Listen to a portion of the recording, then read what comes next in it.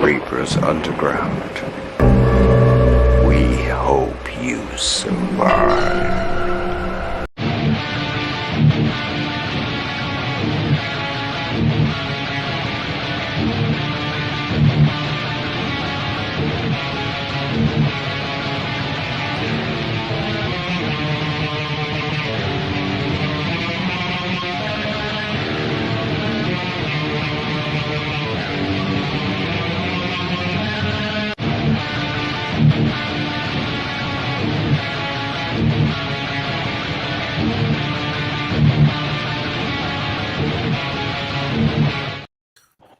Welcome, demons, on a sinful Sunday. Oh my goodness. It is definitely time for all the blasphemy, everything that you had ever wanted to know about black metal's history. And we have the foremost authority with us right now. Joining us from the UK is Dayal. Is that correct? Hello. That's all good. Right. Close enough. I guess I got it. Sweet. Everybody knows I sometimes get it fucking wrong sometimes, being as old as I am. But man, we are just so privileged and honored to have you here today. He is the author of Black Metal, The Evolution of the Cult. So definitely share this out anywhere and everywhere that there is a black metal lover. We know you're out there because you guys tune into Tracks of the Damned all the time. And every time we do black metal, they're all there. This is the one you really want to catch. Believe me. All right. And before we get into this dark, brutal history, we're going to take a quick commercial break to our brothers over at Poison Valley Scareware. Check it out. Allahu Akbar.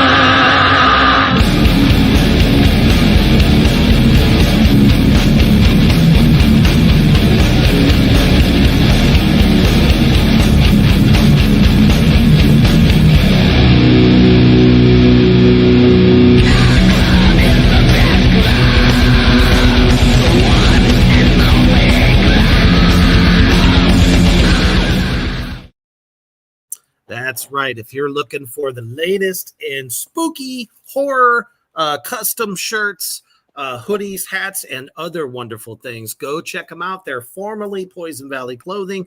They are now rebranded as Poison Valley Scareware. Check them out on Facebook, same page. And woo, those new designs are fantastic. All right, we are back. How are you doing today, brother?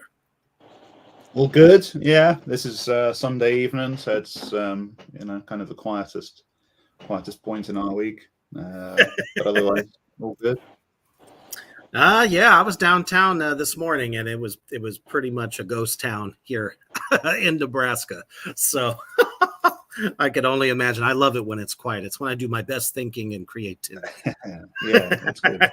We had winter. Sorry, go on. I live in the Bible Belt, so you can imagine what it's like if I go out. Yeah.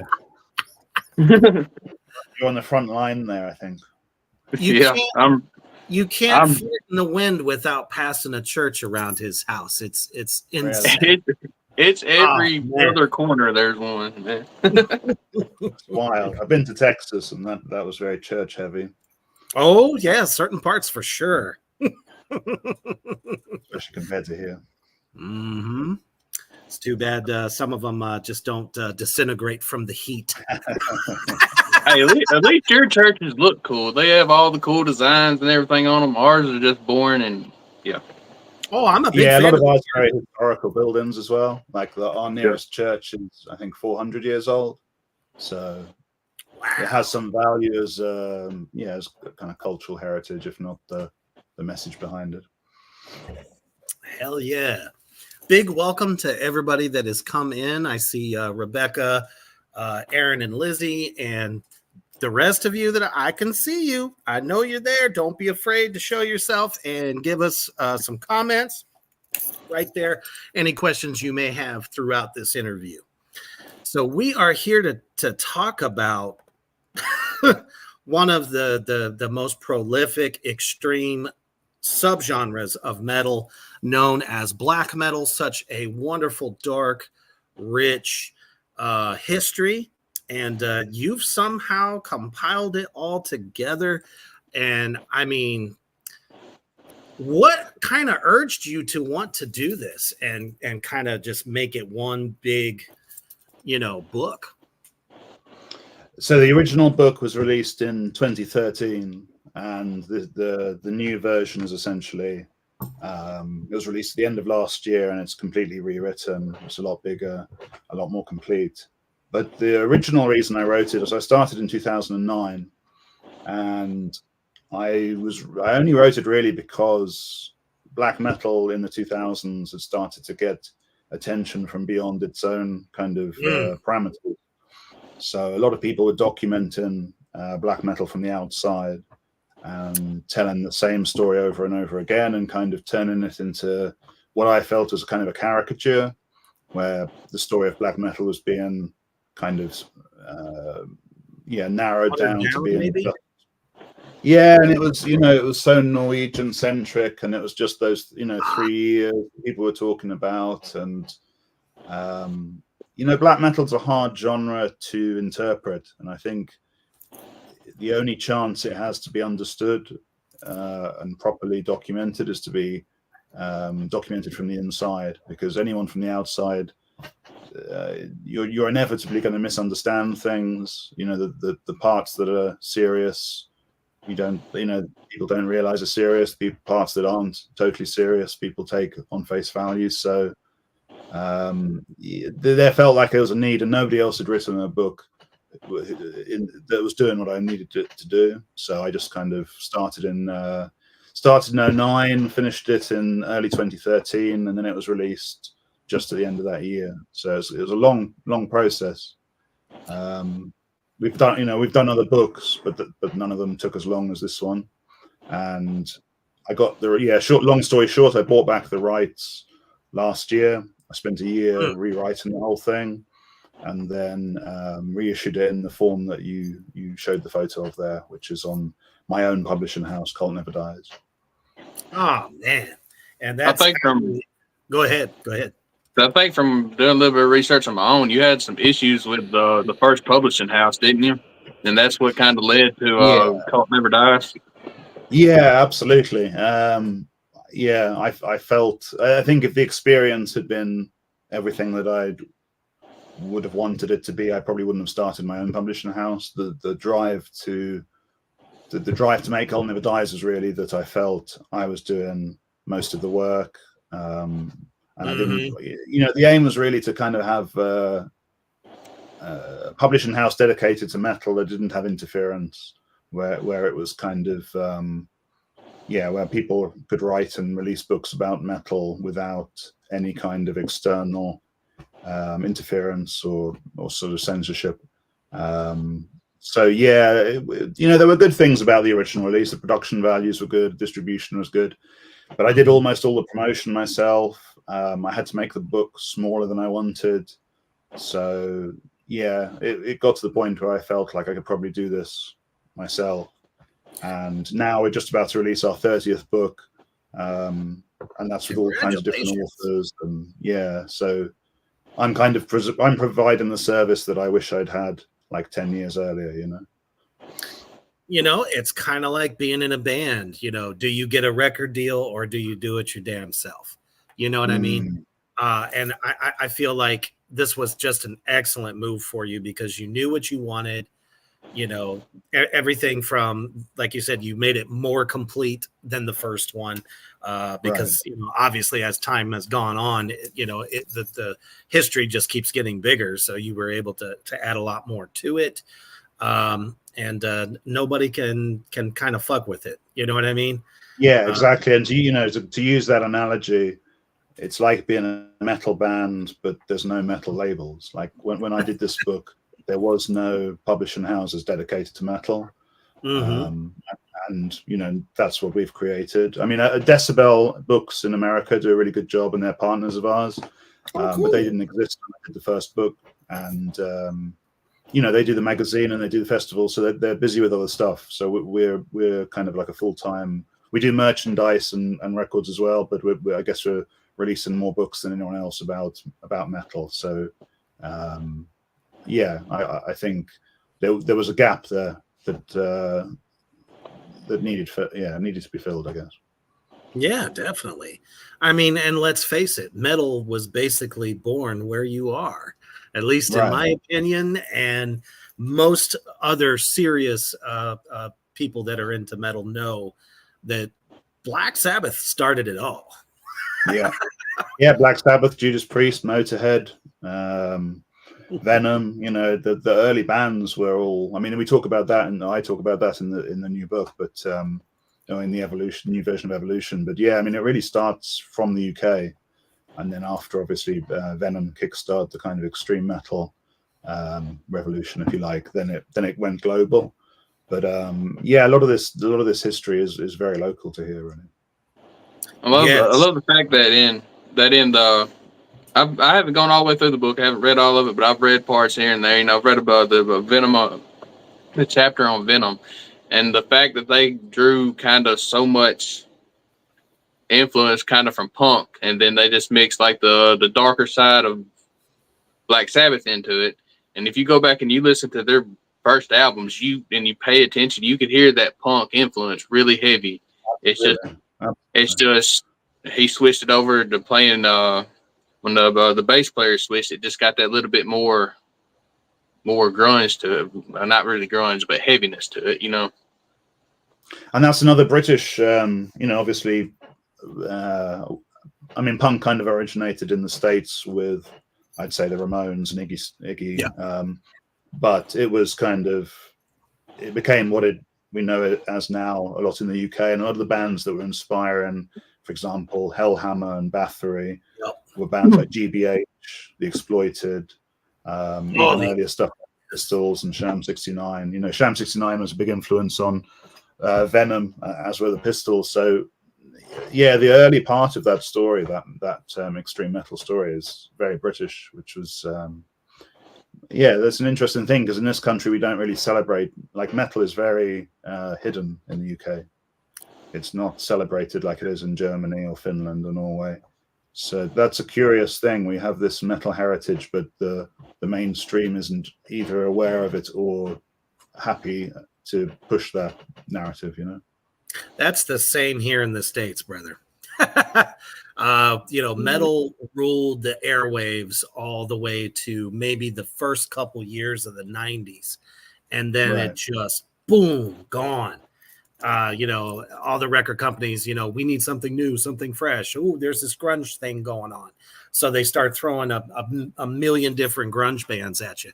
Not that they weren't any good, but it's just like everybody forgot about metal. And there was only like Metallica, Pantera, and death metal in this country was just getting started in the 90s, like being more recognized, with like Cannibal Corpse and stuff. Yeah, absolutely. I feel like metal's even bigger in America. It's maybe a bit more visible than it is here. It's not the same as being in Germany or somewhere in Europe. But I think the UK has the UK media has always been quite biased against, I would say quite prejudiced against metal. I hate that. So that's a weird one. Because we have like Iron Maiden is one of the most successful bands from the UK. Yes. And they don't get any, you wouldn't know that if you were looking at British TV or British magazines, whereas, a band like Coldplay, you'll see everywhere. But they don't actually necessarily earn more money than Iron Maiden. So it's not purely even a money thing. It's just that there's always been this, since the early 80s and the new wave of British heavy metal, there's always been a sort of, the media's always kind of rallied against metal.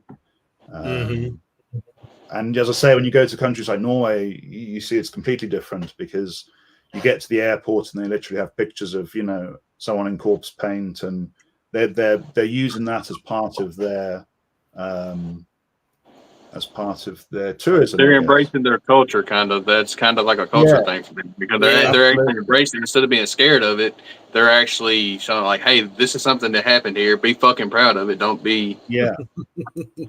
Which makes a lot of sense. I mean, right now we've got so there's this the original pub that Iron Maiden are associated with has recently gone up for sale, and I feel like if that was in some other countries, that would be protected as a kind of a cultural, you know what I mean? Like there would be some fund to help protect that. Whereas now it's in danger. You know, it's up for sale for almost $1 million, and I think 800,000. And I don't know what happened. Like if at the moment it's not like a metal pub, but they kind of they do have some recognition that it's the birthplace of Iron Maiden, and there's some memorabilia and all that kind of stuff. But who knows what the new buyers, the new buyers might make it into a jazz bar, or not even a bar. Maybe it ends up being like a restaurant or something. So I think it's very backwards. Like when the 50th anniversary of Black Sabbath was the first time that the UK kind of arts funding and I guess the establishment kind of celebrated the fact that there was such an important band, but it took 50 years. Exactly. And they've now there's like a Black Sabbath bridge in Birmingham now. And they had an exhibition, and it was good that they acknowledged it, but it took 50 years. And I think stuff like, if you wait too long, it would be too late to celebrate a lot of this stuff because people pass on and, buildings get knocked down. And we're very backwards on that. For a country that has so much heritage, we're very backwards on our rock and metal heritage. It's crazy that Ozzy's had to go through so much shit, which he brought a lot of it on himself, but he's become that frail of a person, kind of, and that it took him to get to that state before his own countries even recognized what kind of a, I guess you could say, superstar he really is. Yeah, he would be someone that's definitely more famous in America probably than he is in the UK. That's probably even, I would say even like Lemmy and people like that, probably bigger there or more famous there. Judas Priest, I'm sure, are more famous. Yeah, for the most part. Oh no, he may have froze. Stuff is just kind of hidden from the mainstream. There we go. We got him back. Sweet. Sorry. You're back. Okay. Yeah, because I absolutely know what you're saying.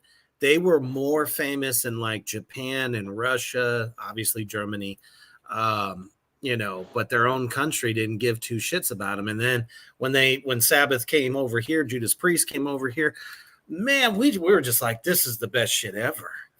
Right. And so fucking important too. And that's why this great work that you're doing, trying to really celebrate black metal and raising more awareness of its history. I'm glad somebody did it, because underground, like black metal in the US, there's tons of people that love it, but you don't see it everywhere. It's not talked about. And if it is talked about, we're going through yet another satanic panic. That's what I was fixing to say. If it happens or if it gets put out anywhere, there's such a fucking satanic panic here that it's just like, shoo it away. Don't let it. Yeah, that's one thing that's good here. We don't have the religious aspect is much less here, I think, than in the States. There's much less power given to evangelicals and thank goodness Christians in general, I think. Yeah, it used to be like that, of course, but I think in Europe it maybe like some countries like Poland, it's a bit more similar to the States, where that's exactly what I was going to say. They fought Nurgle to the ends of the earth and back. Absolutely, yeah. I think both countries, you see that blurred line between religion and politics, whereas here it's a bit more secular, I guess. Nothing wrong with that. No, absolutely. And I think people don't attend church here in the same way as they do in Poland or America. It's more of a niche thing. So there's very little. I mean, when Cradle of Filth did their when they did the nun shirt, that was one of the few cases where people were arrested under kind of old blasphemy laws. But in general, we don't have too much stuff like that. There's not too much. You can't really get in trouble for her. Well, you can to some extent, but there's definitely a bit more leeway in terms of kind of freedom of speech and so on. It's just so amazing to me. Like, you look at some of the ads coming out of some of the other countries, like Germany especially, and France. There's nudity constantly. Like, it's no big deal. But you put a naked nun looking like she's having some fun on a t-shirt, and your ass is going to jail. I bet that the picture I drew that's in issue 8 of that nun, I bet they'd probably loved if they seen that. I'm telling you. I always said, them nuns, man, they're just nothing but naughty nuns just waiting to be taken. That's one of my favorite Merciful Fate covers. Nuns have more fun. Yeah. Which actually brings me to kind of a little bit of a kind of a debacle as far as, where do you feel Merciful Fate did anything to influence First Wave? I mean, I would say Merciful Fate are first wave black metal, but they're definitely the furthest removed musically. You can't really say it's musically black metal, but culturally it definitely was black metal. And of course, in the 80s, black metal really just meant satanic metal. Yeah. As we would look at it now, it's not. That's not kind of how we use the language. But yeah, for sure. Like the corpse paint, that was a big part of. Merciful Fate was a big part of that. Not just Merciful Fate, but that's definitely, I would say, the most. I mean, Kiss was another one. The guys from Mayhem were very into Kiss. Which is so Kiss, wild. Fate, I said that's just so wild to me, because they're so much of a tamer metal band, You got to think about the time, though. Yeah. You got to think back then, like. It was a big part of people's childhoods as well. In Norway, when you were like 6 or 7, there was Gene Simmons knew how to make money. Yeah. You'd get these bags, like they called star bags, where you'd get them every Saturday, and it would be like some candy, a magazine, some cards, and you always got the Kiss cards. So kids knew about Kiss even before they heard the music. So they kind of had that was kind of maybe Gene Simmons' marketing kind of had some part to play in the birth of black metal, ironically, But definitely Merciful Fate was a big part of that, Okay, that actually makes me feel good, because that's kind of how I've always looked at it. And my co-pilot on Tracks of the Dam was like, they didn't have nothing to do with nothing. At all. So that makes me feel a little bit better. I feel like they influenced it, at least whether aesthetic, theatrics. I mean, Satan's Fall was a super heavy track, and Come to the Sabbath was a heavy track, but it's definitely not black metal as we know it in the last 30 years. Yeah, I would say kind of felt like I think Bathory and Hellhammer is kind of where I would say that's sort of unambiguously black metal, whereas maybe Merciful Fate, and you could argue Venom, some of that stuff, it's more about, it's like a proto, or it's the birth of, it depends how we use these terms, but it definitely, without Venom on Merciful Fate, you probably wouldn't have black metal as we know it. Hell yeah. One thing that I love that I've seen that you've talked about before is, like, when you got into black metal, you never seen what they look like. Like, you didn't know they wore corpse paint, anything like that. Everything was on dub cassette tapes. Yeah. So if you talk about a metal purist, it's going to be him, because he didn't use the aesthetic part of it. He used the raw, no bullshit feeling that you get from it. Yeah, that was kind of a surprise when the guys that got me into black metal, when I first went to their house and saw all the photos of the bands, I was like, it was a shock that they were all wearing face paint, because I had no idea. I just had these dubbed cassettes, because I was already into stuff like Carcass and Bolt Thrower and Outside, and So when I heard black metal on these dubbed cassettes, I kind of pictured the bands would look fairly similar, you know, guys with long hair and black t-shirts. And so when I saw all these pictures and they were all with corpse paint, and it was that was wild, you know. That was a total surprise.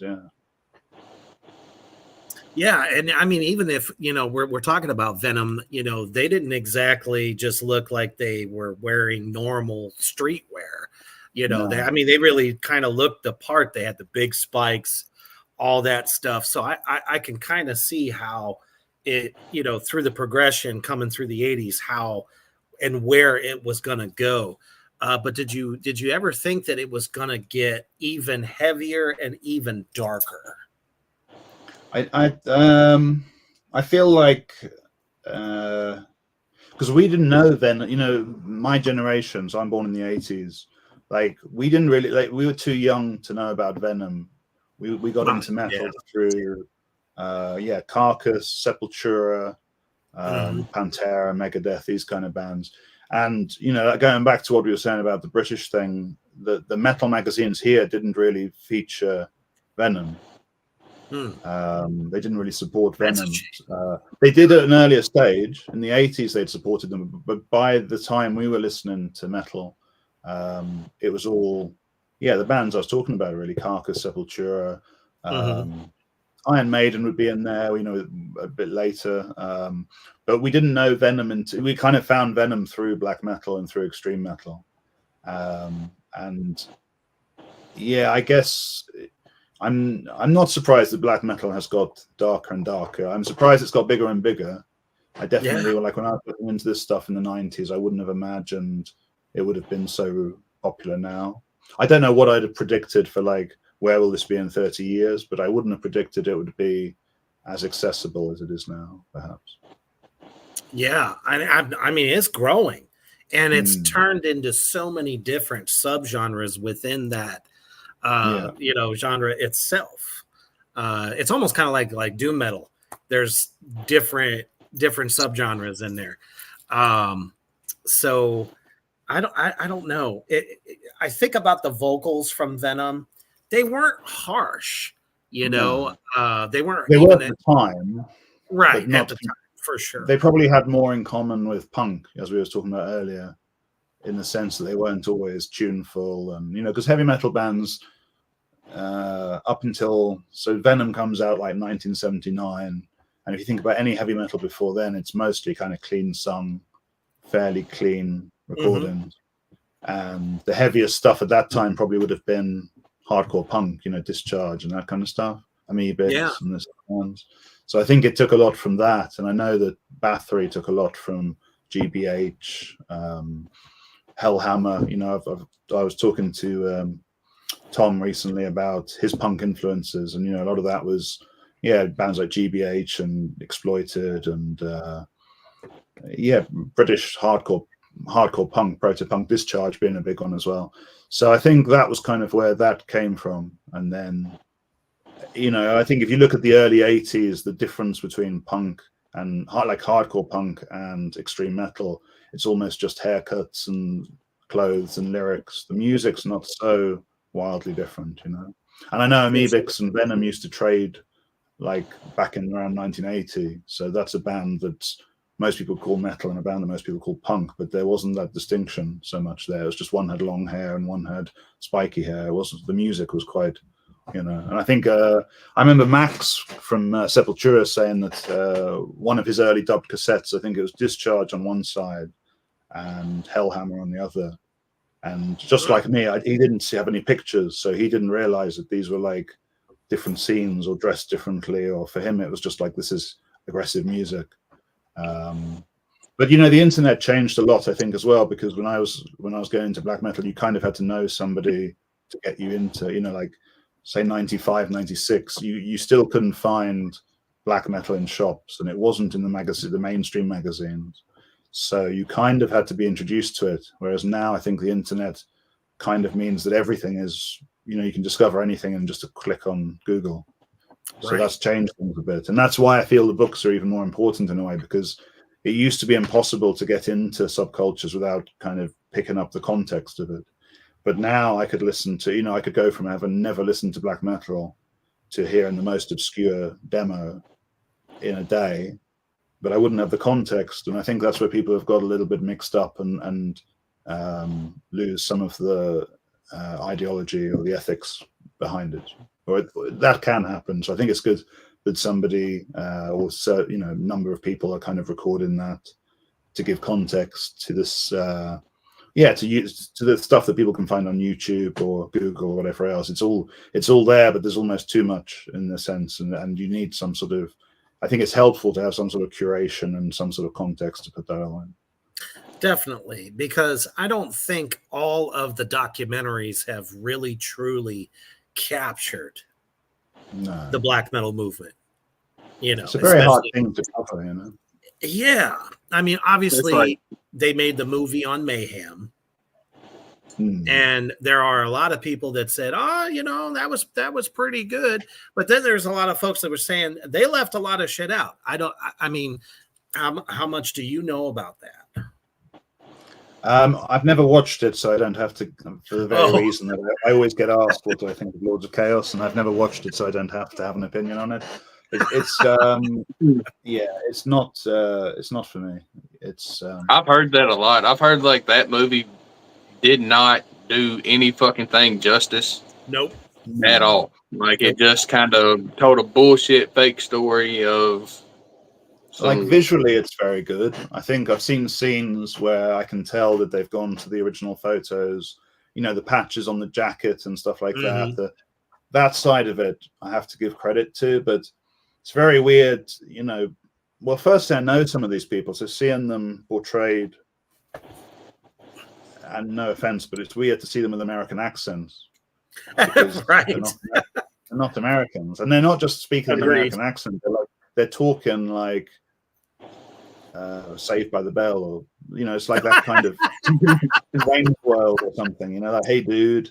They don't talk like that. No, they talk like that. They're quite... Norwegian people are quite austere, and they have so I don't know why they didn't get people at least to do a Norwegian accent or right.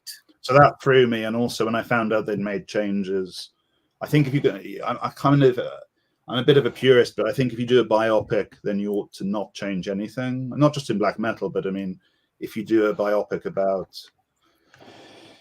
NWA, then put everything in it. And that's another film where some stuff was cut out. And I think, with biopics, you kind of have a responsibility to tell the story. It's like when you do a history movie and then you change something. It's kind of, people see that and that's what they remember. So I can't really comment on the film because I haven't seen it, but I think if the fact that they changed some things, like at the end, I think Euronymous shaves his head. Yeah.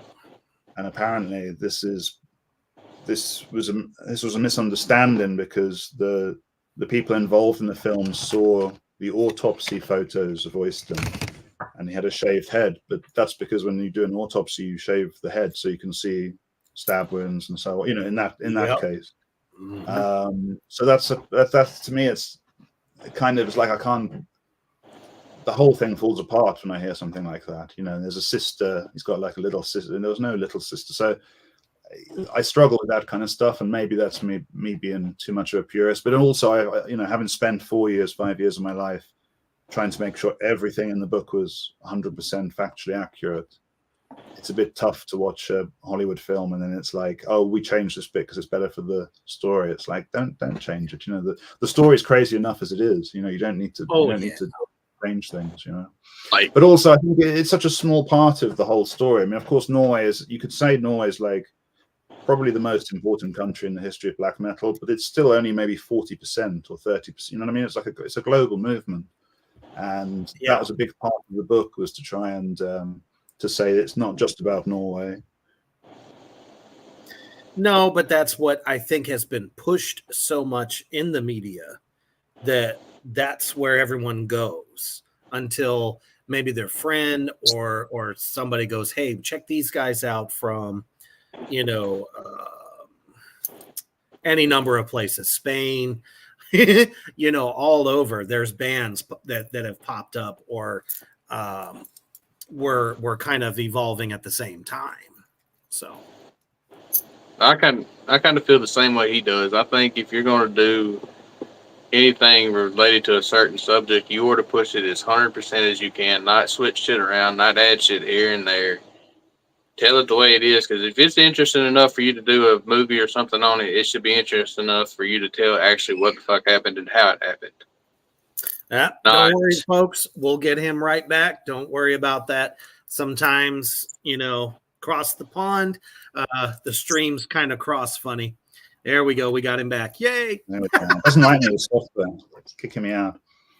Maybe it's I don't know who what fate we're attempting there, but yeah. So you got Greece and you got Brazil and USA and Sweden, and it's such a global movement, and there's so much have happened before Norway. With the 80s, Master's Hammer, Rotting Christ, Necromantia. I love Rotting Christ. I love them. Yeah. So that was a big thing, kind of to and Sarcophago and early Sepultura and so on. So you can't fit all that in a film, even if you wanted to. Even if I was to make like a film with unlimited funds, like you'd have a 12-hour series or something. The most you can do is. I think that's why the book format's better for this subject, really, than a movie.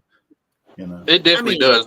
That book's over 700 pages, and that's a lot of shit to put into a book, but it's everything that's necessary to tell it as much as it can be, as straightforward as it needs to be, and not change a bunch of bullshit. No. And that's kind of why I extended it from the original, because the original, I'm not blaming the original publisher, because it was their, they were releasing it so they could choose how big it had to be, but it got to a point where they said it can't be any bigger, and so it didn't tell the whole story I wanted to tell. I had to leave out whole chapters, and so the new one has almost 50% new material, and it was all the stuff that I kind of wanted to be in that first book, plus newer bands that came along.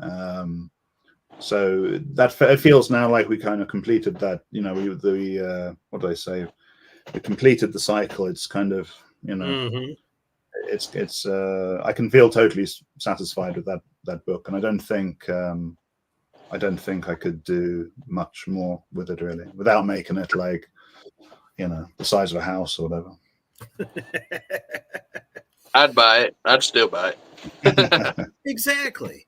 Now, for everybody out there in the Morgrot universe, can you give them kind of like a definition of what, like, how do I want to say that? I had it in my head. It sounded good. And now I'm like, wait a minute, where'd it go?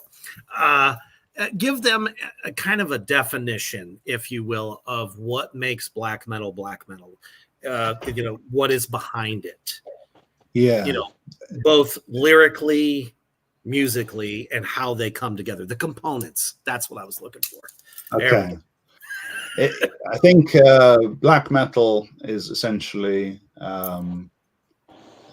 extreme metal that has a heavy emphasis on atmosphere and is kind of driven by emotions that traditionally we think of as negative. I think that's kind of a simplified version, but you can't have black metal that sounds overtly happy or overtly positive, or it's a celebration of Nick. It's very subjective to say negativity or darkness, because what's dark for you might not be dark for me, but it's certainly focusing on that sort of area. And I think even the most brutal bands, it's funny because we now have atmospheric black metal as like a subgenre, and I always think that's a bit strange, because all that, I think black metal, if it's not atmospheric, it's not black metal, right? And it doesn't mean that you have to have keyboards or long drawn out ambient passages, but to me it's like Blasphemy is clearly a different atmosphere than Bolt Thrower. Beherit is clearly a different atmosphere from Carcass or whatever. So for me, it has to have that feeling of communion with something bigger than yourself, whether you call that Satan or whether it's an ideology or whether it's nature. I think all black metal should have a feeling that you're touching something that's greater than the human being. I would say it's like you can see that in a psychological way or a supernatural way, or you can put different narratives to that, but that's kind of the feeling of it. And if it doesn't have that, for me, it's not black metal. If it feels, you can make a black metal. You could take black metal influences and make something with different emotions, and that's what I think post black metal is. It's like there's nothing wrong with that necessarily, but it's not black metal anymore. Yep. See, this is why I said this interview is so important for everybody out there in the Morgrat universe. Because, anytime somebody says black metal, the first thing everybody thinks is upside down crosses, pentagrams. It's talking about Satan. He's coming up from the pit. He's going to destroy everyone, and it's always, against Christ. Now, honestly, I think I've always kind of felt this. There are bands in certain countries that were so oppressed by popular religion, if you will. And, they felt very kind of beaten down by it because either they just didn't subscribe to it or, just oppressed, basically. So who's not going to fight against that? Well, Satan has always been painted as the great adversary. So I kind of felt like it was very appropriate. But the thing is, though, and it's like you're saying, right now, is letting people know that not all black metal is just about that and nothing else. Like there is substance. It's a very broad church, for no pun intended, but it's I think, well, I do think there's things that don't, because obviously one face of black metal is the pentagrams, the inverted crosses and so on. And then you have black metal, which isn't religious at all or talking about religion. But at the same time, I think there's things which are fundamentally, they don't fit within black metal. I don't think you can have, say, Christian lyrics and be a black metal band. I don't think, there's things that just don't fit. I think overly political music, that's something else. Like if you make, it doesn't matter what kind of politics it is, but if it's overly political, I'm not convinced that's still black metal, So I think there is parameters to what can be considered black metal, as there is for everything else, To me, black metal's, well, metal in general, but to me, it gets more into it when you get into black metal. It's more of a feeling than there's a black. I'm not trying to word it right. To me, it feels like there's a band for every emotion that you can have. And if you're a very negative person, you have a lot of things going on, you can turn on black metal, and instead of doing something physically stupid, you can listen to something that's going to power that emotion, and that whole emotion can go away. And black metal kind of pushes that boundary on, like you feel it, you turn this on, and that emotion can fade away. And it does for me. I do it a lot with metal music. And most recently, black metal has kind of been my go-to thing. Like that's what I've been diving into more, and it's just pushing.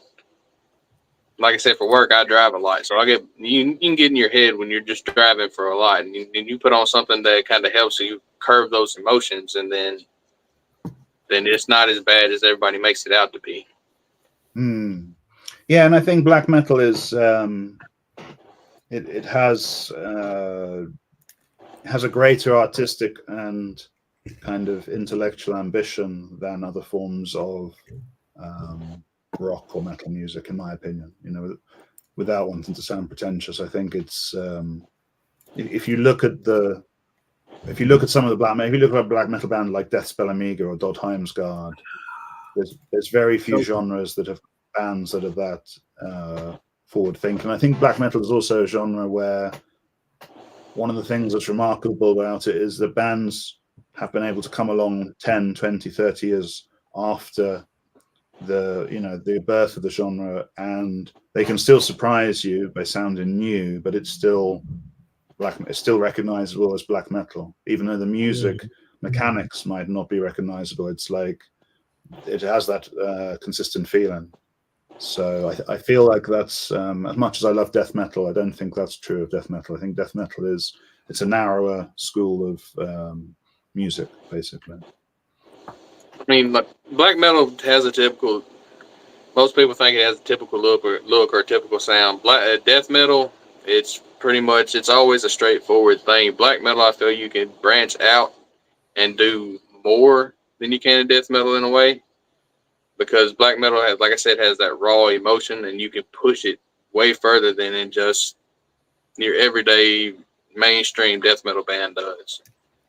So it's even kind of almost inconceivable to say that there is such a thing as a mainstream black metal band. exactly. Yeah, I would hate to ever think that there is such a thing. But I know that some people probably look at Cradle of Filth that way because of how much popularity they got. Very much saturated. I mean, Headbangers Ball really kind of brought them through. And then, of course, they're doing the Hot Topic thing now. Everyone's walking around with Cradle of Filth t-shirts and was never with them from when they first started, But that's what I hate about Hot Topic. They've made metal a fucking fashion. Oh yeah! Suddenly you see people that are like hip hop artists walking around with like Misfit T-shirts, Metallica T-shirts, and shit like that. It's like, you don't listen to them. Stop it. Well, Kanye had a Burzum shirt on recently, didn't he? Yeah. Yeah, he had a whole damn photo shoot with the Burzum shirt on and all kinds of shit. I'm like, I try not to be that typical person. Maybe he does listen to it. Maybe he is a closet metalhead. But in reality, dude, he had a Pest Noir hoodie on, which is it's pretty niche if he's doing it just for fashion. So who knows? I don't know, maybe. But yeah, there's definitely that's even in let's say Cradle of Filth back in the 90s, you wouldn't necessarily be able to buy their stuff in the stores, and the internet changed the whole game really, because everything is now visible. And that's good in a lot of ways, but it did take away some of the, I think in general it was a good thing, but it took away some of that cult like feeling that we had in the 90s, perhaps, when it was much more hidden, and it was much more, like you knew everyone who was into black metal in your city or whatever, because it was just too small not to. Whereas now it's quite interesting to see how broad the audience for this stuff is. It's not just people that I would recognize as metal people, or it's such a broad amount of people. Like, we're involved in a lot of festivals, Cosmic Void Festival, Damnation Festival, and the people that come to the stall and want to talk about books and buy vinyl and stuff, they're not all, a lot of them look like me, long hair, patch jacket or whatever, but not everyone is. It's definitely a broader demographic than it was 10, 20, 30 years ago. It's I do think black metal has somehow, it's, as much as we don't like the kind of hipster appropriation of black metal, in some ways it's a compliment or a sign of how powerful black metal is, that it can be embraced by people who would be completely not on board with the message or the aesthetics, but still there's something there that they recognize. So I don't have a problem with it, as long as people don't. My only problem is when people take stuff that isn't black metal and then call it black metal, and it becomes kind of appropriated. But it's, if people want to listen to black metal who aren't from the black metal scene, or they want to make music that's black metal influenced, as long as they don't claim it to be black metal or try and change them, I think that's okay. But there's been a lot of appropriation in recent years where people will say this is black metal, and if you don't accept that, then you're some sort of gatekeeper, or it gets very silly very quickly. Yeah, that's something that gets kicked around quite a bit. Like, there's the purist, and then there's what they call like open-minded listeners. I almost kind of feel like we need purists around to people that really know what the movement was about. It's not so much being an asshole, but some people actually view it that way. Do you ever come across this? Yeah, I mean, I never heard, like, it's funny because I've been into extreme metal since like 93, when I was a very small kid, and I never heard anyone talk about gatekeepers until 2020, and now it's like that's the conversation. The last 3 years it just became like a buzzword, and I think it's built on a really false premise, I know I asked you about that when in the interview in the magazine. I was like, "How do you feel about gatekeeping?" Because, see, I was born in the 90s, so I went through the 90s. Then I was introduced to hair metal. Then early 2000s, I hate saying it, but I was kind of a new metal kid. So I got to like Slipknot and all that. But Black Sabbath and all that was my introduction. Then just mixing everything together is how I made it into the heavier, more extreme metal. But I had asked you about that. How do you feel that if gatekeepers is a necessary thing to keep metal pure? But I'm glad that there's people that are. I don't necessarily think as a gatekeeper to the point of like. Do what? Oh, go ahead. I just don't get the whole. I think the whole idea of gatekeeping is just. It's a false. There's no barrier now to being into anything because of the internet. So you can't really the idea of a gatekeeper is presumably somebody that stops people getting in, but you can't stop people getting. That's not actually happening in any case. Like, I'm sure maybe at school that's happened sometimes, but realistically, like anyone can go to any show they want to. I've never heard of even in the most extreme black metal gigs I've been to, I've never actually seen anyone have any problems getting into a show.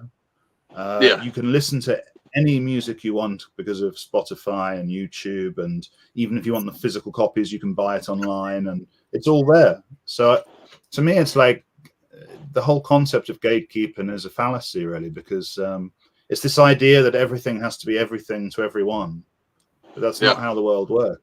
And the people that call black metal as gatekeepers, they do it because they feel like, okay, I'm into metal, it's pretty similar, why do I not get to be kind of part of the club? Or there's no way they do that in, say, reggae, where they feel like they don't relate to it at all. There's no way that somebody would say, like, if you go into a reggae club and you say, okay, I want to hear some Sean Paul, right? It's a proper roots reggae place. People will probably say that's not reggae. There's no way that then those people would say, oh, you're being a gatekeeper, because they'd be like, okay, or go into a hip hop club and you say oh, I want to hear some Vanilla Ice, and then someone laughs at you and says that's not proper hip hop. There's no way that they'd feel like they could say you're a gatekeeper, but because let's say casual metalheads look a bit, we look a bit similar to each other, and they see it and they see they feel they have the right to kind of define the boundaries, and that's not how subculture works. We define the boundaries of our own culture, and I listen to a lot of other forms of music, and I wouldn't find someone who'd been into that scene for 30 years and then say, I've just got into dancehall, but I think this is dancehall, even though you say it's not. It's not how it works. It's you don't go into a dojo and you're like, I'll show you how to fight. You don't go into a science lecture and say, well, you might be a professor, but. So I think that it's weird that there's now this culture where it's post-truth, where it's okay, you've been in this, a lot about this thing, and you're trying to tell someone who's new to it, well, that's some sort of oppression. That's some sort of. I remember there was this guy in a black metal discussion, and I can't remember how it started, but we were talking about. I was saying, this is why Alcest and Death Heaven and Merca is not black metal. There's nothing wrong with those bands musically, but it's categorically not black metal. And he was like, well, that's a ridiculous thing to say because those bands are categorically black metal. And I said, how long have you been into the scene? And that was the first time I'd ever heard anyone say, you're a gatekeeper. Because he said, it doesn't matter that, that I haven't been into it long. These bands are black metal. And it's well, at that point, you might as well say Limp Bizkit is black metal, or UB40 is black metal, or Dr. Dre is black metal, because we're not allowed to put up any sort of boundary. You know what I mean? That's how you define something. When we have sport. You know, let's say we have a 100-meter sprint, and then you have like 1,000 meters. It's like that's how we use these words and language to define the difference between those two races. And when we have colors, you can point to things and you can say, well, that's more of a red and that's more of a blue, and that's how language is. We make distinctions between different things, and it's not some sort of oppression. It's like there's nothing wrong. Like if something isn't black metal, that's not a problem. It doesn't mean it's not good, but we can still agree it's not black metal, or we should be able to, So that's a big thing for me, is kind of the way that, because black metal carries so much weight, and that weight is based upon 40 years of controversy and music and culture. What I notice now is people want to describe their music as black metal, or they want to describe other people's music as black metal, because that carries weight, and that means more than saying like, well, that's just being a poser. Well, yeah, that's the thing, and that's but that whole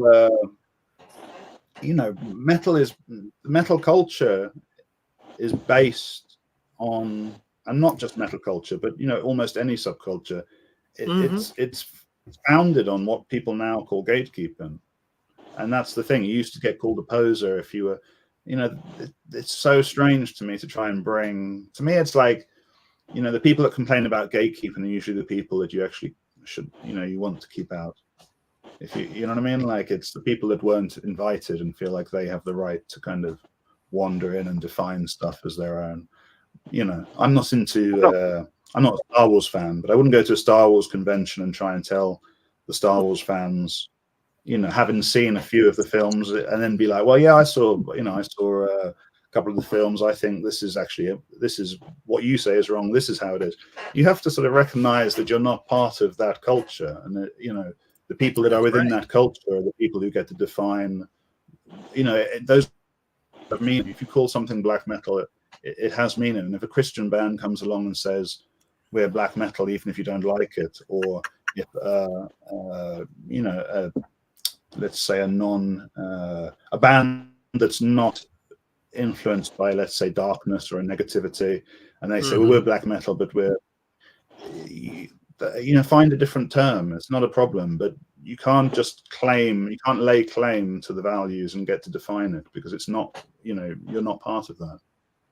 So it's funny, because the new book we're releasing is about Dungeon Synth, and I'm editing it, and the writer's an American guy called Jordan Whiteman, and it's quite interesting editing the book, because he's fighting the same fight but for Dungeon Synth. Dungeon Synth has been co-opted by a lot of newcomers in the last few years, who have brought completely different stuff into the genre and then claimed, you can't tell me this isn't Dungeon Synth, And so his whole and I'm not invested in the same way, because I'm not like, I'm a casual I'm a casual listener to Dungeon Synth, so I wouldn't try and define that. But he's the expert that I like to maybe think I am in black metal. He's that guy. Sure. It ain't no maybe. You are the expert in black metal. There's no maybe to that shit. Well, that's very kind, but but real. Yeah, it's kind of interesting to see how cultures get co-opted now. In an internet age when anyone can access anything, it's important to sort of stand for something, and it's important to put walls around and say, it doesn't mean that, the thing with black metal is, and I have this debate with people often in interviews, because they think gatekeeping is like me saying like, oh, you're a woman, so you're not welcome in the show, or like, you're not white, so you're not part of this. Nothing to do with that. Like, anyone can listen to black metal, anyone can attend a black metal show, anyone can be involved in black metal, but you don't get to redefine it. You can take what you want from it, you can leave what you want, but you don't get to, it's like me. It's like if I went to, we were talking about sports earlier, and if I went into a 100-meter sprint, and I said, well, I'm going to do this, but I'm going to do it with a pumpkin on my head. And I want you to all wear pumpkins. And if you don't do that, then you're somehow gatekeeping. I'm really into pumpkins. People, it's obviously ridiculous, but it's like, that's a similar, it's like you don't get to change the rules to fit you. If you have a problem with black metal being anti-religious, maybe black metal isn't for you, or enjoy it, but be aware that you can't totally embrace it because you have like religious ideals, but you don't get to say, okay, from now on black metal can be pro-religious. No, that's not what the word means, So I don't necessarily look at people like that as a gatekeeper per se. I think that purists in metal are a kind of a necessity. It's like you said, this band may say they're black metal, but this band really is. And if this one comes in, it's just going to fuck up the whole genre of what it actually is. And I'd rather have people that are purists than to be able to talk to, so I can learn the most raw form of that as I can, versus somebody that thinks, well, they have this little bit of a hint to a sound to it, so they're full blown that genre. That's just how I feel about it. I think people like that need to be there or useful. I think black metal is already open-minded enough. For sure. It's such a broad genre. If you compare like Blasphemy to Psy, or Mysticum to Deathspell Amiga, or Emperor to Thorns, or Black Lodge, or you know what I mean? Like, it's such a broad genre already.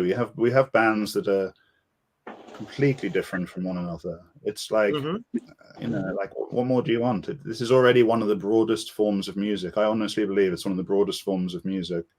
Absolutely. Like, what's the problem? The problem that I came across, and I wish I could remember the name of this band. It's kind of a hard name to say, but they are calling themselves black metal, but they're doing some sort of like ancient Catholic chants. That's the one. Okay. What did you think of that? I'm like, how are these fucking guys coming out here saying they're black metal because they're doing these old ancient, verses or whatever from that fucking book? I mean, there's a lot you can say about it, but I would say it's a subversion of that religious. It's a subversion of the Orthodox. So it kind of got twisted because you ended up with it. There's been a court case, as you may know, with two different Batushkas. Oh yeah. That kind of thing got twisted. But I think in its original conception, it was, bands like Funeral Mist also used elements of Christianity to kind of, and even Deathspell Amiga and Watain, and these bands have drawn upon the biblical texts, but it's not the same as,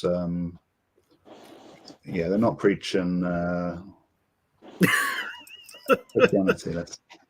Yes, they're not preaching the light and the Sky Daddy. That just doesn't come into it. No. It's the paradox. There's some stuff that you just can't put into black metal music without it becoming something else. I was really curious about that. That was one of the politics things. And religion.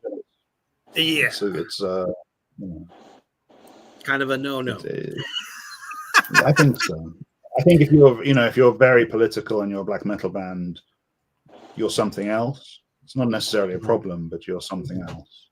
And if you're a Christian, if you were singing about Christianity, you'd be something else. It's like if I join a gospel choir and I just want to sing about Final Fantasy. You can't call it a gospel choir anymore. It's influenced by gospel, but it's something new, and that's fine. But you have to recognize now you've left the boundaries of whatever this was, and you're doing something that's a bit off-road, and and no problem with that. I think there's bands within black metal, like Dogman's Guard would be an example where they've come very close to the edges of, Psy would be another one. They come close to the edges of black metal. And that's fine. It's not like it has to. It's not like any of this has to be traditional or sticking to a particular pattern. But there's certain values and certain feelings within the music which are kind of defining, I think. Absolutely. It's like, going deeper into, the human psyche a lot of times, because like you said, pretty much all of black metal is very atmospheric. I know that when I close my eyes and I listen to Marduk, I feel like I'm being taken into, this ancient time, and the triumph of the devil over a lot of things and all the stuff that they're talking about. I mean, and then you could turn around. Example, because are very heavy. They don't compromise the heaviness. When people talk about atmosphere in black metal, they tend to think about lots of keyboards. But Marduk could be a good example. That they're as heavy as a death metal band, but they have atmosphere, and there's nothing wrong with. Like I listen to a lot of death metal. I listen to Bolt Thrower. I listen to Entombed, but it's a different thing. It doesn't have that atmosphere. That particular atmosphere, this kind of epic. I would say like it feels like you're touching something greater than the human. That's kind of the key. And Marduk is a good example because, like, no one would describe Marduk as atmospheric black metal. If like in the sense of the subgenre, but it's clearly different to Cannibal Corpse, and it's not just that. If somebody who didn't know anything about metal listened to those two bands, they might say, "Oh, these are similar," but you don't have to be in metal too long to feel a difference between those two bands. And I think they're both great bands. Seen them both live many times, but there's clearly a difference, and we can recognize that. It's not a problem, but we can say this is black metal and this isn't black metal based on that kind of feeling, atmosphere, emotion, whatever you want to call it. And then there's Isan's new album. What did you think about that? I don't think his solo work is black metal. I don't think he would describe it as black metal. It's definitely black metal. You can hear black metal influence within it. Right. But I'd probably say that was kind of like a progressive metal album with black metal, a blackened progressive metal album or something like that. To me, that's a good example where I think the album's good, but we don't need to kind of relate it to, like, if he didn't have his past in Emperor, right, we wouldn't be, you know what I mean? Like, that's kind of why it's in that context, whereas if you just take it on its own merits, he's a great musician and he's creating these exceptionally complex works. Oh, it's we did a review of that album. It's crazy. There's a lot of it I do like, and then there's some that I'm just kind of like, I don't know, I can't get with it.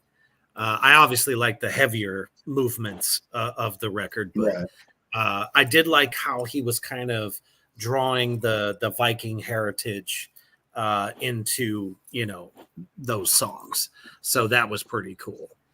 But I think a lot of people get confused on what is black metal and what isn't. And then of course the world and just more and more pigeonholes everything. Yeah, and black metal is I think I don't blame people for not necessarily instantly understanding about, because it's not an easy thing to understand. There's a lot of nuance and there's a lot of again, not to sound pretentious, but black metal it's quite a complex subculture, and so I don't blame people who don't fully understand it. The people I blame are the people that don't want to understand it and just say, well, I know it, this is what I want it to be, because if I was to get into music, well, I've never listened to trap music, don't know anything about it. Like, if I suddenly decided you ain't missing anything. Really, okay, that's good to know. But if I decided that was like, if I went to let's say I went to a club and they're playing trap, and I think, yeah, this is cool. I wouldn't like declare myself to be like an expert on trap and start trying to tell people what's trap and what isn't. I'd listen to people or read about it or find, like to me, that's exciting to find out something like a new form of music, a new subculture. I listen to hip hop, and I don't. I listen to people who've been around the scene longer than me and try and work out what do I like about, like, what parts of the scene do I like, what parts don't I like, what is part of the culture, what isn't. To me, that's interesting. But some people don't want to do that. They just want to kind of tell you what it is. And and as I said before, there's a reason why record labels call certain bands black metal, and it's because it's easier to sell something which is black metal than if you have to describe it like post-hardcore with blackened influences or something. That doesn't sound as legit as it sounds difficult. Yeah, black metal, it's like those two words together have a lot of power.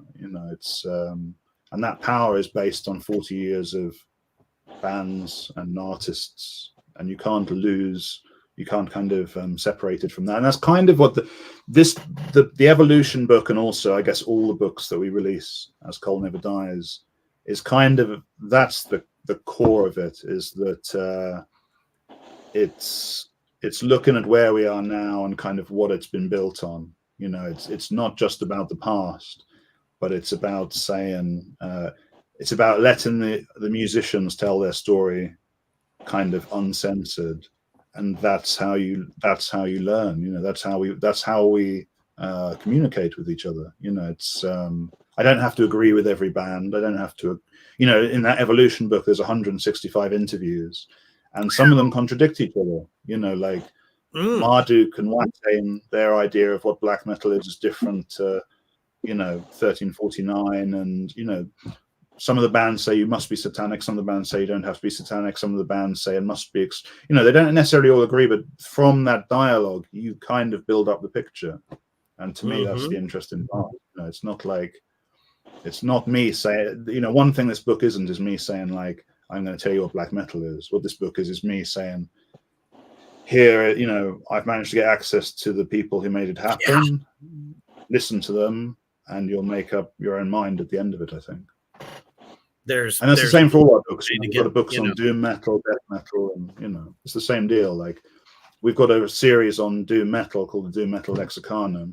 I couldn't have written it because I'm not an expert in doom metal, but the guy who wrote it lives and breathes doom metal. So, for me, it's like I'm learning as I'm editing the book and laying it out, because I can see that he lives and breathes this stuff. So I'm learning about doom metal from him. And I think all the books, that's the point of a metal book for me, or any book, I suppose, is it should entertain you, but it should also kind of, inform you and kind of give you a direct link. Yeah, give you a direct connection to people that you wouldn't necessarily, like, not everyone is going to meet Kronos from Venom. So an interview allows you to sort of, you sort of connect with their thoughts without having to bump into them or whatever. And I think that's the sort of that's the power of interviews and storytelling, is that it hopefully connects all of the people. In a funny way, as misanthropic as black metal is, it kind of connects us in a funny way. Like these books, documentaries, interviews.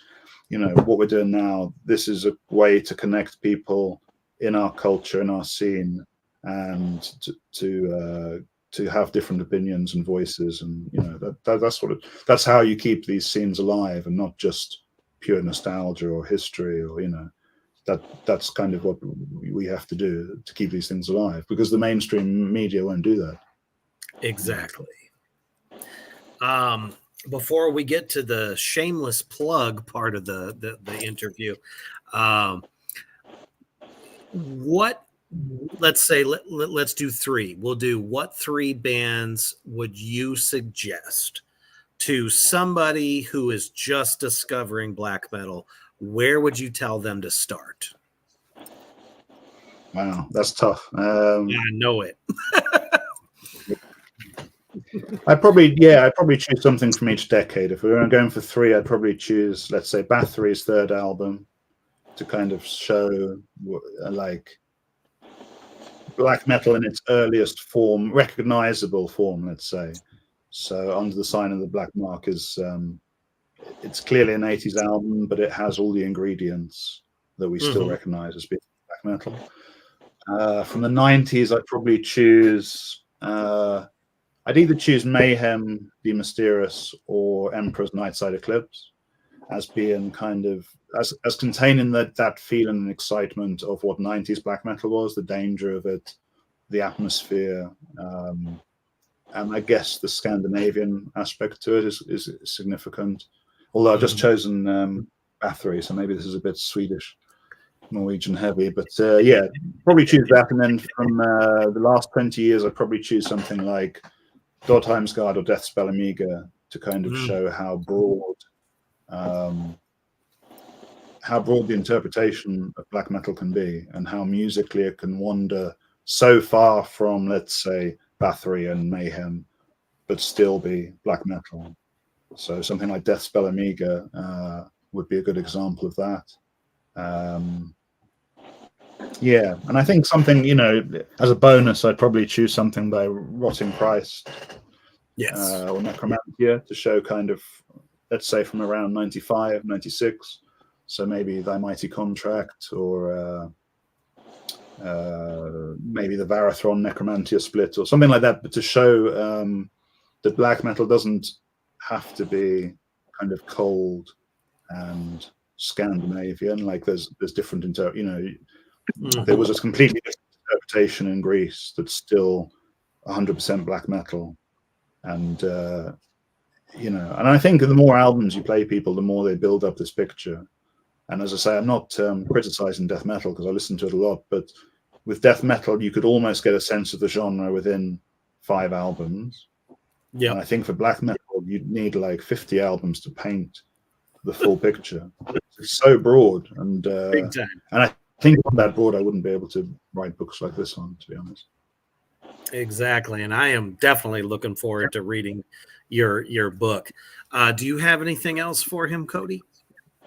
Not exactly. It's just a mayhem question. It's something that I've noticed people aren't too happy about. But how do you feel about the Dawn of the Black Hearts album?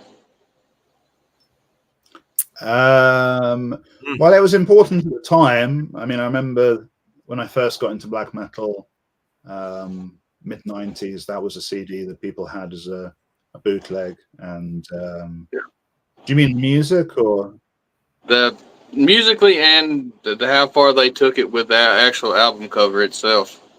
I figured that's where you were going. Yeah, I suddenly remembered the cover. I know it's kind of a hard question. I wasn't sure if I could. No, it's a good question. It's a funny one, actually. It's a good question because the first edition of Evolution, we did have a photo of that book. Sorry, in that book, we had a photo of that album. And I spoke to Necro Ritual later. Necro Ritual, that's a British band. Check them out, new album. But no, Necro Butcher, he was unhappy that we used that picture, and I removed it for the next edition. And I kind of saw his point but at the same time, I saw the point. So I included it because everyone has seen that album cover. Yep. And anyone who's around, like everyone's seen that now, right? So to me, it was like, I don't think it was a tasteful thing to release in the first place, but everyone's seen it. But then when I spoke to him, he was upset about it because obviously it's his friend. So then I started to think, okay, that's a bit different. And then I started to think, actually, people are discovering black metal through my book. So I'm kind of, you know, it made sense for me to take it out from the first print because I'm kind of introducing people maybe to that band, some readers. And, you know, his family is still, his brother's still around. And I didn't want to I didn't want to kind of be part of the proliferation of that. But because of the internet, part of me feels like everyone's going to see it anyway. Yeah, it's like I don't think there's anyone involved in black metal who hasn't seen that image. Certainly, no one who's been around in the scene for a while. Right. So that was kind of my question. Like I had never seen anything about how the other members feel about it, like years after it has come out. So I didn't know if it might have come up when you had talked to them before, if they would, or something like that. So That was just me kind of. Yawn is definitely not very unhappy about it. But the photos were processed by Hellhammer, so at some point members of the band thought it was a cool thing to do. But then again, everyone was 30 years younger, Probably they would feel differently now. So yeah, I avoid using that image now because I look at it, but it's a slightly weird one because it is part of the history of the genre. Like it's definitely part of the history of the story, is that album cover. So as a historian, I feel like I kind of ought to include it, but as a member of this, whatever you want to call it, community or whatever, I decide not to use it. But it's definitely a big part of the mythos and the lore, and a lot of that stuff, like a lot of the stuff that happened in the 90s is complicated. It's complicated really in terms of that's always going to be part of, like, black metal has questionable parts of its history. There's no getting around that. But I don't think you should, for example, in the book we talk a lot about the murders, and I don't think that should be, that's part of it. You can't sort of whitewash history. But you need to show that it's much more than that. And actually, in a funny way, black metal is now quite easily censored or cancelled because people feel like, okay, it's got all these problematic elements. But I actually think that maybe it's just a case of the problematic elements are out in the open. Because if we look at the bands that are getting in trouble for like grooming fans, and it's like metalcore bands, how many of these bands end up sending pics to underage fans and stuff?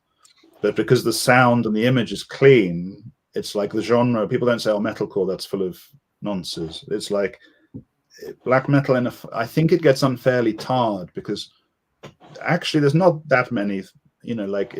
Black metal is famous for murder, right? But there's less people been murdered in black metal than were murdered in hip hop in one year. More name rappers for sure. So so I think black metal is kind of people throw that. People get a little bit because the stories were so fascinating, and because a lot of the people that were involved in the murders and church burnings were key artists. It becomes a little bit bigger than its real presence because, as I say, if you follow even UK hip hop in 2024, more name artists have died or killed somebody than in black metal in 40 years. And then you look at genres like country, which country has quite probably not in America, but in Europe, country is seen as being like old man friendly music. But then you look at the way these guys in the scene behave, and it's like wife beating, and there's so many crimes and stories to do with that. And then you look at something like Red Hot Chili Peppers, where you've got members who are sex offenders, but the image is very kind of so. I think I think black metal, it has a lot of it wears a lot of its criminal history on its sleeve. But actually, I honestly think black metal now is probably one of the less problematic genres. I agree with that completely. Compared to a lot of, and I find it interesting that even mainstream metal and rock media will essentially boycott black metal based on a few problematic elements. But you have something like the current thing with Puff Daddy, P. Diddy, whatever. Right. Like, if that was black metal, or if that was death metal, or if that was maybe even if that was trap or whatever, it would be like people would start to be like, "Oh, this hip hop stuff, that's really dangerous. It's, look at all this bad stuff." But it's like it's so mainstream that no one is that stupid. It's like no one would say, "Oh, everyone who's into rap is like P. Diddy." But in metal, it's almost like, because it's a bit smaller and because it's a bit easier to push underground and censor, even metal magazines and TV channels and all the rest of it are kind of happy to say, well, black metal it's a bit dodgy, a bit problematic, we just won't bother. We won't bother with it. And that's interesting because, you know, I've worked in mainstream metal, and I've written for, you know, I used to be a metal journalist writing for mainstream channels, and you know, I talk to editors and stuff, and I can see that there's perception that isn't necessarily it doesn't necessarily reflect. You know, we recently did last weekend we did Cosmic Void Festival, which is one of our biggest festivals, and it's all black metal, and we have a couple of thousand people. We have 3 venues, and there was no trouble. You know, there was no violence. There was no one was overdosing in the toilets, or the security always tell us, like, you know, your crowd is the nicest people. Yeah. So that tells me a lot, you know. Whereas when I've put on or been involved in other events, it's not necessarily like that. So I'm not saying everyone in black metal is like a nice guy, or there are extremes. You have your fanatics every now and again, I'm sure. Yeah, there's definitely fanatics, and there's definitely people with maybe some darker ideas, or sure, unorthodox ideas and stuff. But I honestly think that black metal has become kind of easy to sideline, and you know, maybe that's not a bad thing, because that's allowed companies like Cult Never Dies to fill that gap. But I just think it's interesting, I worked in that world of, let's say, mainstream metal. I find it interesting how many people are kind of worried about black metal and kind of want to just like, and as I say, if you said, well, metalcore, isn't that the genre where all the singers mess around with little kids? Everyone would be like, no, that's just 3 or 4 bands that, and you'd be like, oh yeah, okay, fair enough.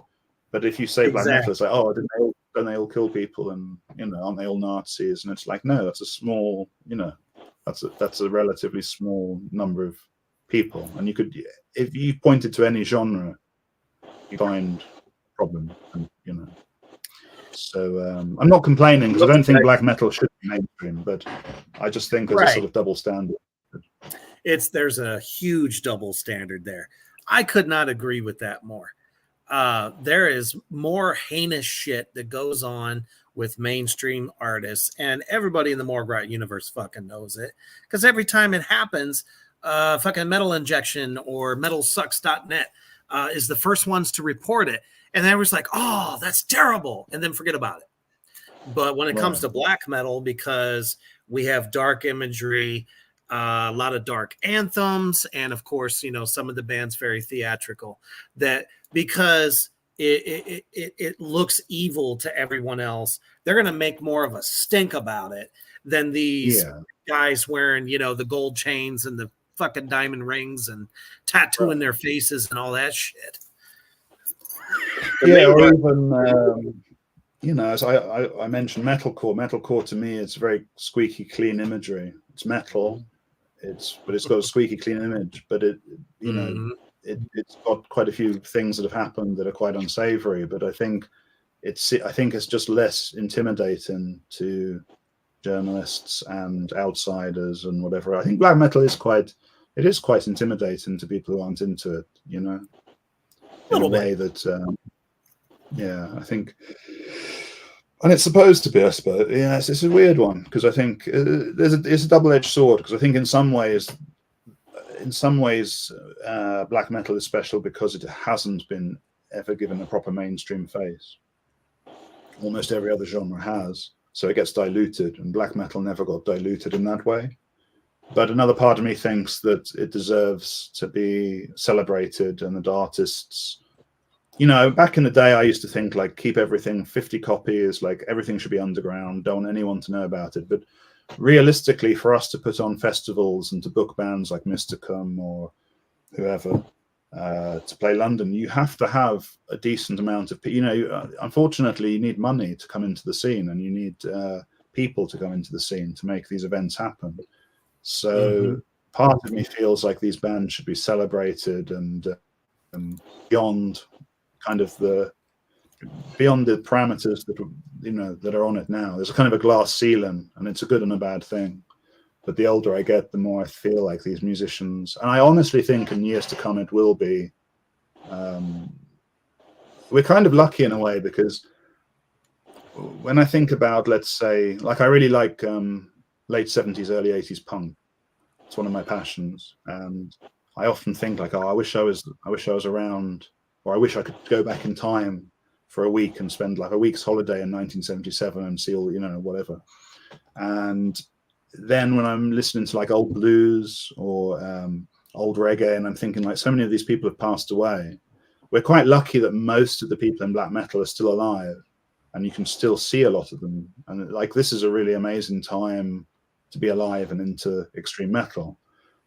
In 20 years, when we're all a bit older, and the next generation, they're going to think like, gosh, I wish I was around in 2024 when all those bands were playing. Like, some of those guys are dead, some of them are retired.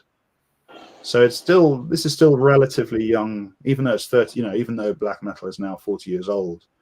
That's still relatively young, and we can still connect with all this stuff. And there's almost any band you could name, like Venom still play. That's the oldest black metal band. They still play. So it's important, I think, to kind of, although it goes against some of the underground ethics, which I really believe in, it's also important that we push some of these artists and support them to get more recognition, I think. Cody, you were going to say? I forgot. That's good. It's cool. That's good. I got drawn into what he was saying about, and feeling the same thing about it. That thought was it ain't worth a damn. So we just go. Okay, I just want to make sure because this is a fucking clinic, people out there in the Morgrot universe. Everything that you want to know is in this book. And I think it is. You can see like. Yep, that's no shortage of shit right there. That's you can see it's. It is essential for any black metal listener, or even somebody who's just getting into it. This is a great way to get introduced to what is, like you said, the mystique of this, the dark brutalness of it, and why it is that way.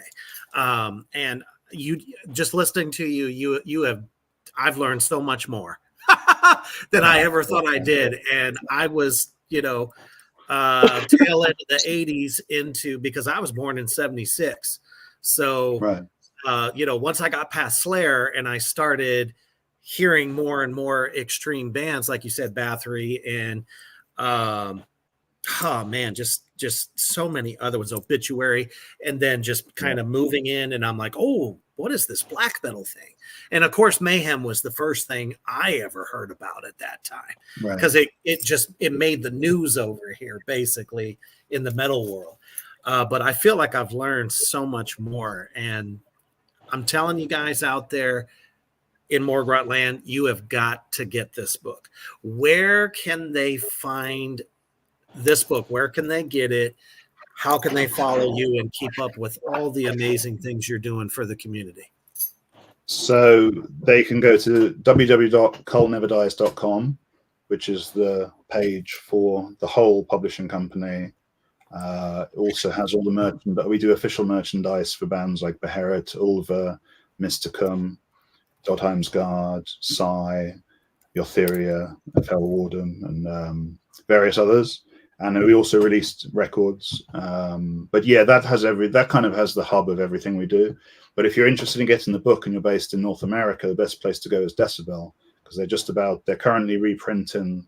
So this will be the fourth reprint. The book's sold 3,000 already, and they're reprinting it now as we speak. So I think that pre-order will go up very soon, and it's cheaper to do them rather than getting it from Europe, of course, because it's sold by Decibel, based in North America. So. Awesome. I've went ahead and put that out into the comment section there. So there's no excuse, demons. No. You know where to go. No question. And it looks like Aaron is definitely down for this. He's been just very much immersed in this conversation, as anyone should. And there's the downside and the upside. And to be honest, all of it just makes black metal that much more special. And we couldn't thank you enough for taking the time to join us here on the Underground and just giving so much history and love and passion for this genre of metal, and kind of opening people's eyes to the facts that you've taken the time, you have talked to the prolific people that made black metal makes black metal what it is today. I can't speak for shit. I'm just so happy. I know, like I shouldn't be. I should be all brooding, but thank you for the time. I hope it didn't rant too much, but it's obviously a subject where I have a lot of strong feelings. And oh no, it's definitely not a rant. We all feel the same way. This is a subject we all love, so it was definitely worth it. We are extremely grateful that you took the time to talk to us. Yeah, everybody here at the Underground is just as passionate about this genre of metal and metal in general. So don't forget, everybody out there in Morgrot land, they have books that are on different genres of metal, not just black metal. But honestly, the fact that you have taken the time to do that and be able to present that to the world and give it the recognition that it deserves, because fuck the mainstream. No thanks. It is still underground in my eyes. I still feel like we're down in the trenches together with this thing, even though it is as popular it is today. This is a great way for listeners to find some of these other bands that they may not know about. They probably didn't come into this until second wave. That's all they know. So if we can take them back like you have, I think that's just a wonderful thing to behold.